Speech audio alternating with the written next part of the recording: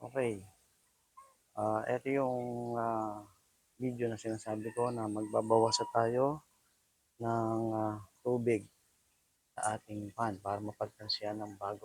At least 50% para malinis siya. Dito dumadaan yung marumi.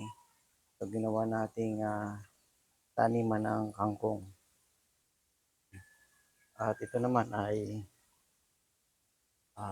sinamahan na rin natin ng kamote.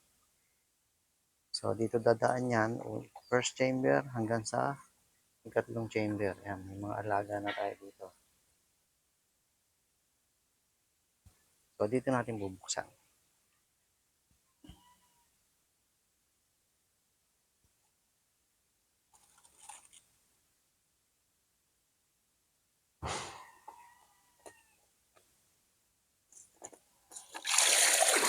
Ito nyo, ito mo. Yan yung dumi. So, isang buwan lang yan. Ito yan. Pasaluhin natin yan dito sa kasi dito pupunta yan.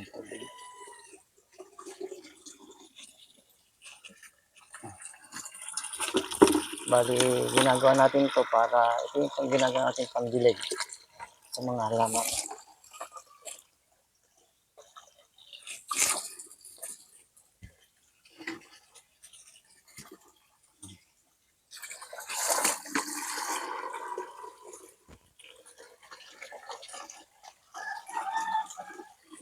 Ito yung mga medyo mutang isda. So at least maganda siyang pangdilig sa halaman.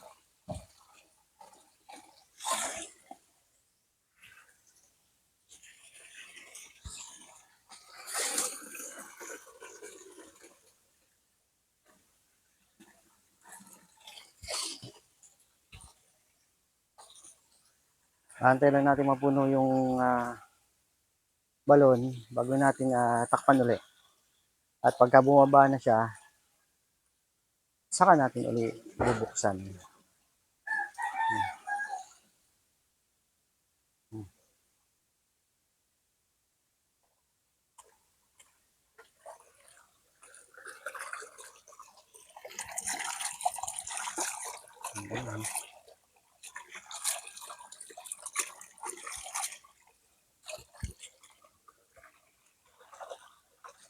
Buksan na rin natin itong isa.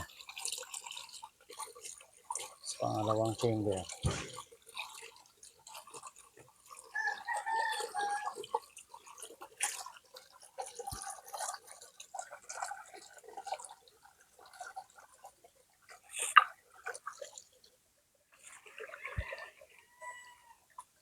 Yan. So, nung meron itong filter dito, meron ako ditong yung ginagamit ko yan sa pagkuha ng tubig, kaya nakita niyo yan. Yun ang ginagamit ko dito nung meron pa itong mga lambat, mga bato, filter. Yan nga, filter niya. Matrabaho. Ang hirap din. Lalo na kapag malalaki na yung mga alagang tilapia, mabilis na silang magdumi. So, matrabaho. Naranasan ko twice a week, naglilinis ako. Pagkagaling sa opisina, ay kahit gabi na, naglilinis tayo. Kasi nga, kakaawa naman, wala silang ganong, kitang-kita mo naman sila pagka pangit na talaga ang tubig, wala silang ganong kumain. Kaya ang ginawa namin para less trabaho, ito nga, free flow. Kahit hindi siya ganun ayun, kita niyo naman, hindi siya ganun kalakas. Yan. Ayan, ganyan lang siya. Pero ilang oras lang, binawasan mo na siya ng kalahati. Ilang oras lang ay balik na uli. Yung mga kalahating araw lang, balik na uli siya sa level kagaya kanina bago natin bawasan. Okay, mapupuno na yung ating balon. So, isara muna natin tong Sarap muna. Uli. Kaya muna natin humupa ang tubig sa balon.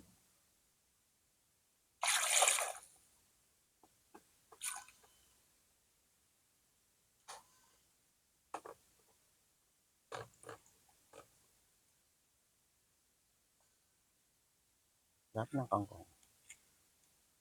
Diyan na yan. Ganyan namin yung nakikialaman. Nababayagan na namin dyan. Ang taba-taba nila. Pero dati hindi kami makabuhay ng kangkong. Pero at least medyo nakuha na. Yan, puno na yung ating balon. So, antayin na nating humupa. Siguro at least humupa siya ng 1 metro. Bubuksan ulit natin yung isang chamber doon para lumabas yung tubig.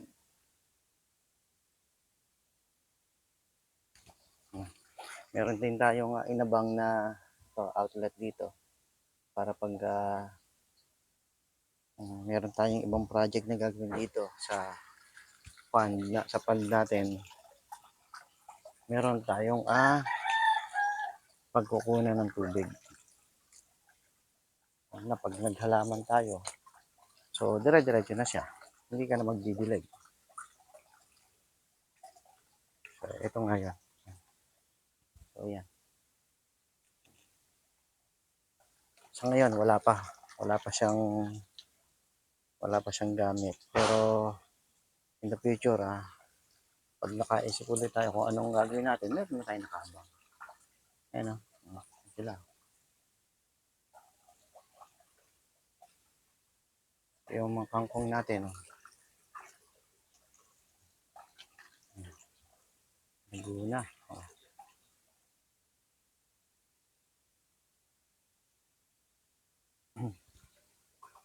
Ayun yung ating aerator. Ayan, akit tayo. Ayan, siya.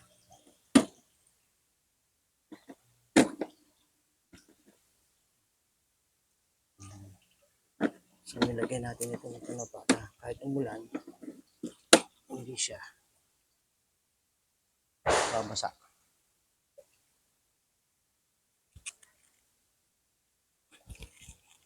So, ito naman yung ating, ito na yung luma na bukod sa meron tayong 3 chamber, meron pa tayong backup.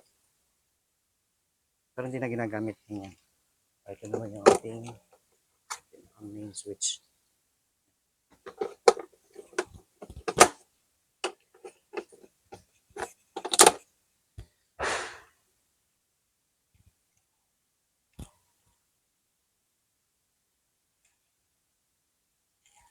Okay, nakita nyo na kung paano namin ginagawa yung paglilinis. Hindi na ganun ka hirap. Babawas ka lang pagkatapos yung tubig na nandun. So malinis naman yung galing din yun sa balon. Pero malinis siya. So yung malinis dito, mapapalitan yung dumi. Dire-diretso lang doon sa chamber. Sa kinaroroonan ng iba nating kangkong. Ang kulit mo naman, Putol. Doon ka. Doon. Ang kulit mo. Okay. Salamat ulit sa inyo mga kabs sa inyong pagsubaybay sa ating munting channel. Sana tuloy-tuloy lang. Paki-like nyo rin at paki-share na rin sa ating mga kaibigan, sa ating mga kabarangay. Para naman magkaroon sila ng idea. At siyempre, ma-encourage din sila na pwede mo mag-alaga ng tilapia ng ganito sa backyard. Kahit ang sarili. Malaking bagay din. Okay. Goodbye mga kabs. Next video na lang ulit tayo. At salamat ulit.